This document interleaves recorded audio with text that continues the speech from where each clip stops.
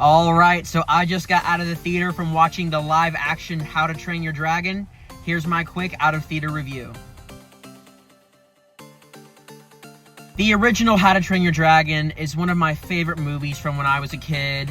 It's one of the very few animated films that I actually wanted to see come into live action, and I'm very happy to say that I was very happy with the result. The casting here was great. Gerard Butler returning as Stoic the Vast was fantastic. Mason Thames and Nico Parker were the perfect castings for Hiccup and Astrid. Nick Frost, while I love him as an actor, I think he's really funny, I wasn't really the biggest fan of his portrayal of Gobber. He's fine for what he has to work with, but I don't know, it just didn't feel right to me. It wasn't Craig Ferguson.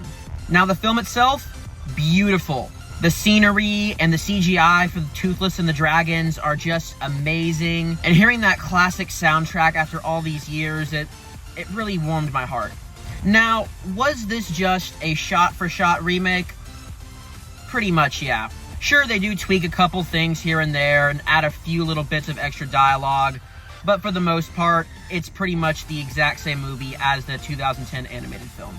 I know a lot of people are not gonna like that, but for me, I was okay with it.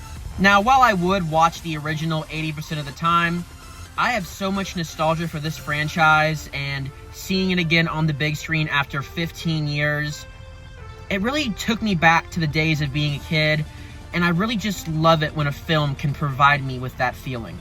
This movie is going to do a great job of introducing a brand new generation of kids to this series, and I think that people that grew up with the original How to Train Your Dragon are going to have a blast heading back to Berk. I'm going to give the live action How to Train Your Dragon a 9 out of 10.